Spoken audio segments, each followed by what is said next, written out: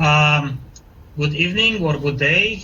Um, I'm Andrei Floroiu, the CEO of Vaxart. We are very excited to be here and talking to a European audience. I'm joined by Dr. Sean Tucker, who is the Chief Scientific Officer and founder of Vaxart. And we are here to talk to you about our company and our technology. We believe we have a disruptive technology that can change the way you think about vaccines. And when we talk about vaccines, most of you think about something like this, injectables. And after this presentation, we hope that you will think about vaccines as in the future looking like this, like a pill. And we believe that particularly now in the time of COVID, having a vaccine that looks like a pill rather than an injection has significant, tremendous advantages. First of all, most of us don't like needles. Are easier to distribute and stockpile. But also, as Dr. Tucker will explain in more detail, our technology has the advantage of conferring superior protection against airborne viruses such as COVID-19 because it also triggers mucosal immunity, unlike injectable vaccines. We are a publicly traded company. We trade on the NASDAQ stock market, so we'll be making some forward-looking statements, and therefore this is our legal disclaimer. Most of you are probably familiar with it. And now, let me give you just an overview about why we think that our technology can significantly transform a considerable segment of the vaccine space. So the pill, it's the most convenient, safest way of administration. It enables social distancing. You don't have to go anywhere to get vaccinated. There are no needles, no pain.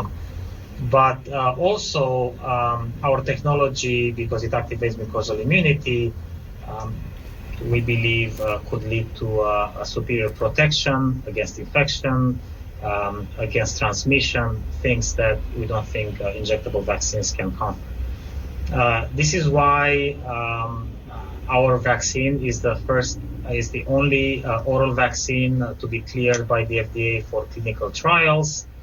And in addition, our vaccine is the only mucosal vaccine that was selected for the United States Operation Warp Speed non-human primate challenge study.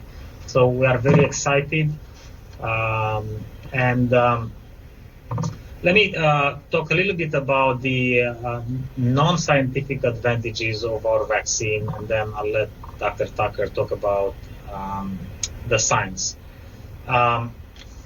We don't like needles. I don't like needles. They cause pain. But also, to get an injectable vaccine, you need a healthcare professional to administer it. You need to go to a vaccination site. So we think that injectable vaccines are a very suboptimal solution in general, but in particular for COVID. So a pill will appeal to a lot more people. It will lead to a much higher adoption. We need adoptions above 60-70% to achieve herd immunity. With an injectable vaccine, there's been a CNN article today talking about the fact that in the US, many health officials believe it will take months to vaccinate a significant share of the population.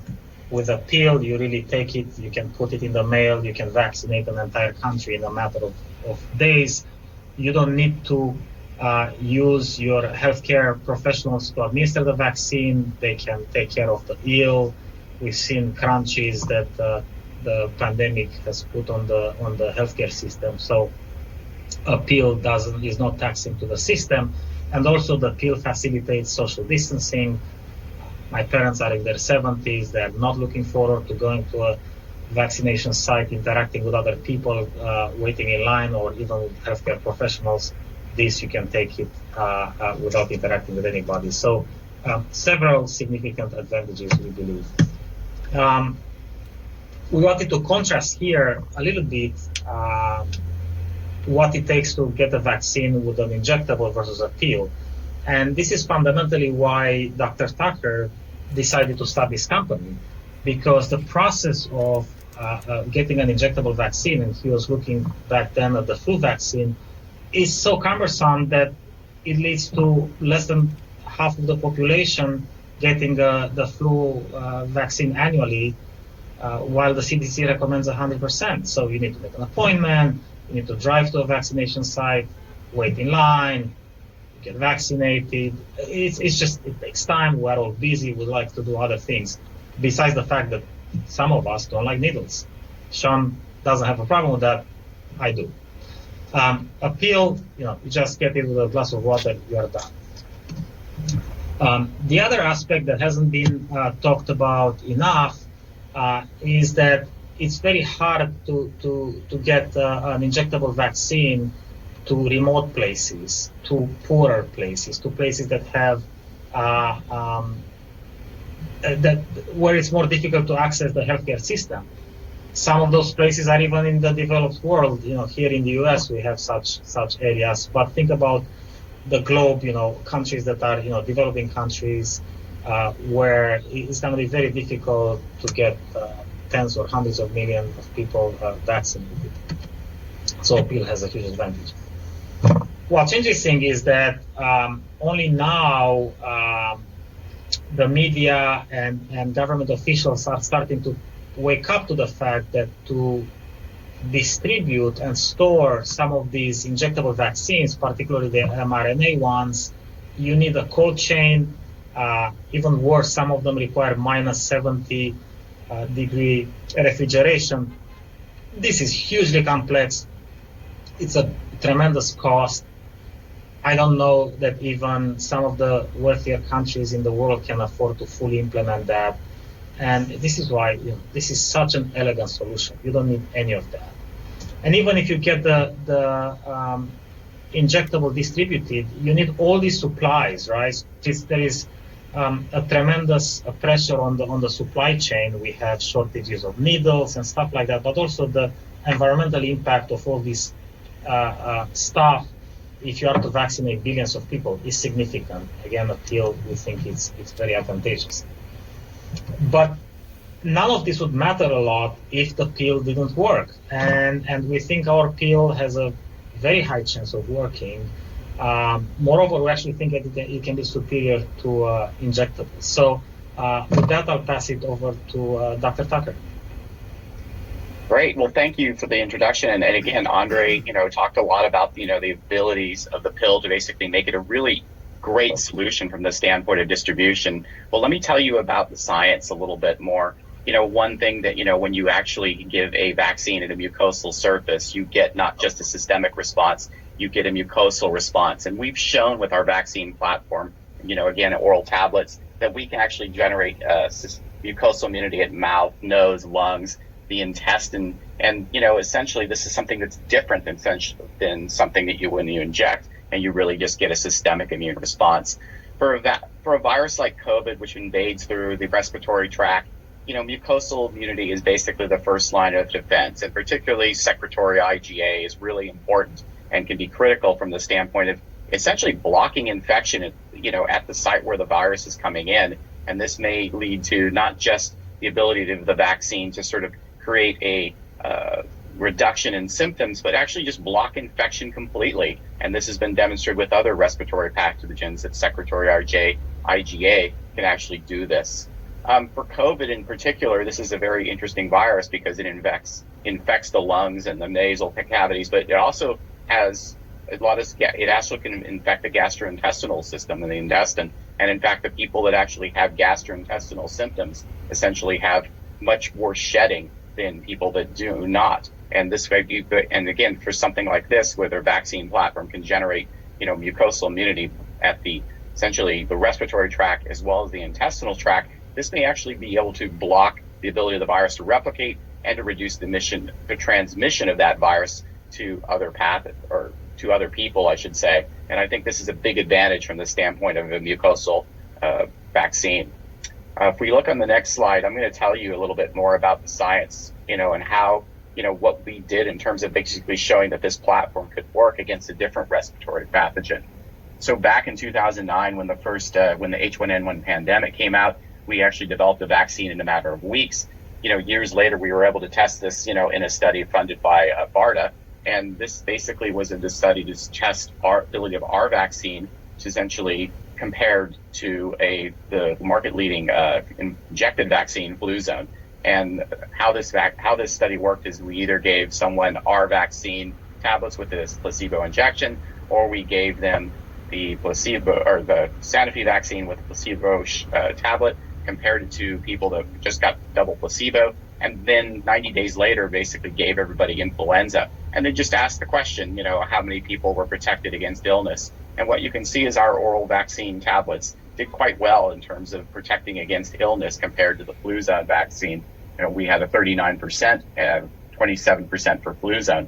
And again, this was a big step forward that the tablet vaccine could do quite well in comparison to the market-leading vaccine for injection. The next slide basically tells you a little bit more about what we saw in terms of the ability to protect against infection. Essentially, what we did is measure the amount of people that actually shed virus post-infection. And again, our vaccine did quite favorably compared to Fluzone. We saw 48% protection against essentially shedding of virus, and Fluzone had 38%. And in fact, in a lot of those people that basically that were protected, there were no real signs that basically they'd been infected at all. There was no rise in HAI titer. There was no essentially activation of B cells. So again, it really did look like there was basically a sterilizing immunity in the people that were basically protected with our vaccine. Next slide, I can tell you a little bit about, this vaccine is actually really, really benign when it comes to comparison to other things. We've now looked at this vaccine platform in 462 subjects over several years, 12 clinical trials, 6 different viruses or pathogens that we tried to address. And essentially, I think that this study that I'm going to show you here really demonstrates just how, well tolerated this platform is. If we compared our vaccine to placebo, again, this is one of the larger studies we've done, you can see that there's really no difference in terms of the ability of our vaccine or what people report as symptoms between placebo and our vaccine. So it looks very benign.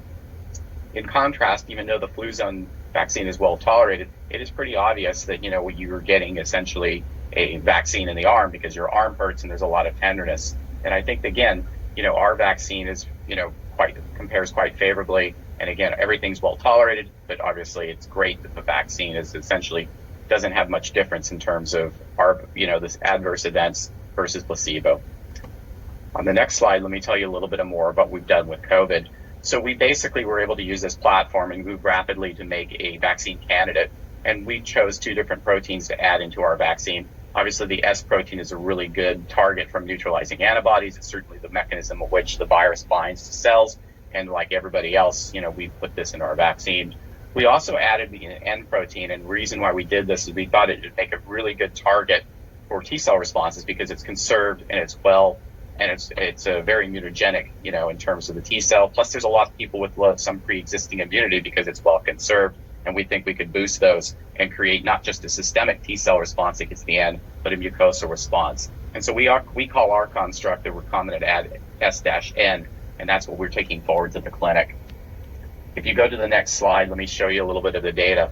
Like everybody else, we basically know that all the vaccine candidates can be very immunogenic. In this experiment here on the left-hand side, what we see is that we get, whether, we express S, N, or a smaller reduction of the S protein to S1, we get really strong antibody responses, and these are 10 to the 5th, 10 to the 6th. They're quite good.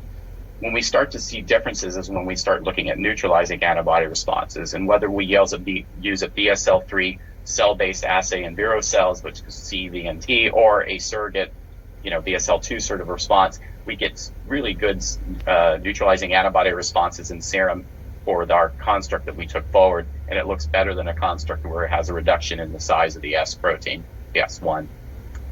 On the next slide, again, one of the most critical things that we think is the ability to make a mucosal response. And again, what we see is our full-length S, vaccine, the recombinant S-N, really does great job in terms of making antibody responses in the lungs to either S1 or S2. These are, this is shown with the IgA endpoint ELISA titer.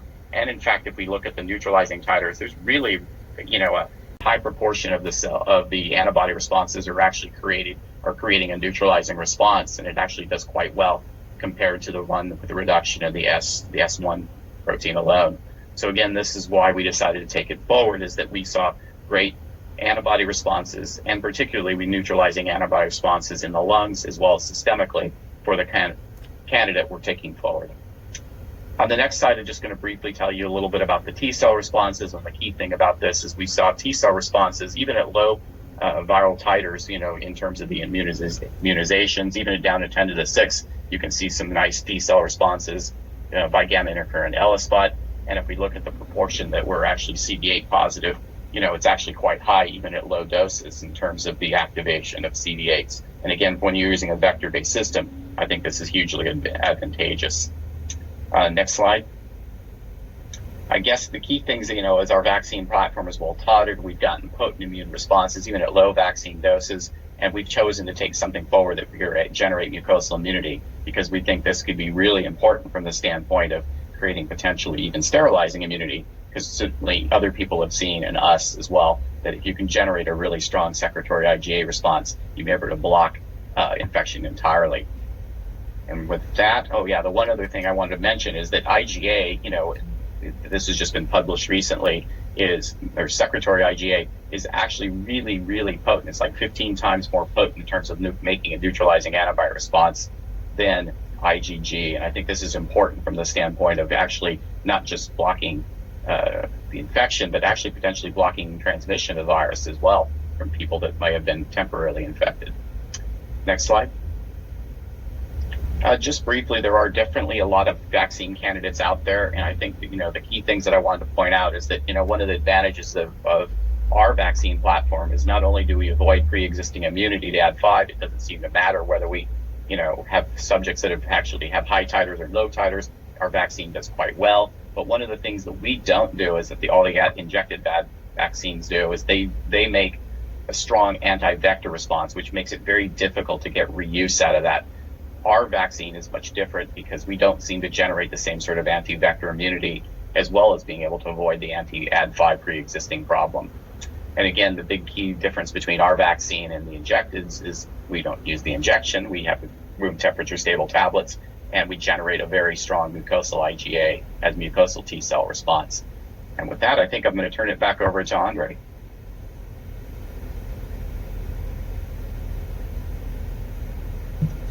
Thank you, Sean, for the presentation. I think, or I hope that you now believe that our vaccine has a significant chance of actually proving efficacy in humans, as we do. And because of that, and because of the appeal of our mode of administration, we see this as probably the best global solution for the fight against COVID. So we've been ramping up our production to meet that challenge, and have been working with experienced manufacturing partners here in the US, and are looking to establish similar partnerships in the rest of the world. And I wanted to highlight here that our manufacturing process is inherently simpler than that of the injectables. We don't have the need for a sterile fill and finish, which is a bottleneck, nor do we need vials. There's been widely reported that there is a significant shortage of vials because of the COVID pandemic. We've recently updated on our COVID-19 program. The US FDA has cleared our IND for the phase 1, and we announced that we are starting recruiting patients this month for that phase 1, and we hope to be able to start the phase 2 before the end of the year. We're not just a COVID company. We are focused on other large areas, and I'd like to just highlight a few of them. Our norovirus program has received significant attention from potential partners and others lately. This is a program that's ready to move into phase 2.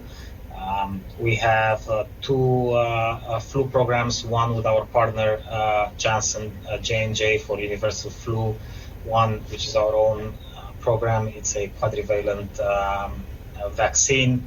And we also have a therapeutic vaccine, the HPV vaccine, that we are pretty excited about, given the exciting preclinical data that we've obtained. We will be announcing how we intend to move forward these other programs shortly. To conclude, we believe that Vaxart is the undisputed leader of the oral vaccine of oral vaccines, and now we're on the cusp of really transforming the vaccine space. And for the first time in the company's history, we actually have the firepower to do so. We finished the second quarter with $140 million of cash, which allows us to add a lot of internal muscle, if you want. Up until now, we've been relying significantly on outsourced partners. We'll continue to do so, but we'll be adding a lot of capabilities in-house so that we have more flexibility and we can move faster. We have a great, very experienced management team, not only with a lot of experience in vaccines, but also complementary skill sets, which I believe positions us very well to succeed here. And with that, I'd like to thank you for your attention, and bye-bye from Vaxart.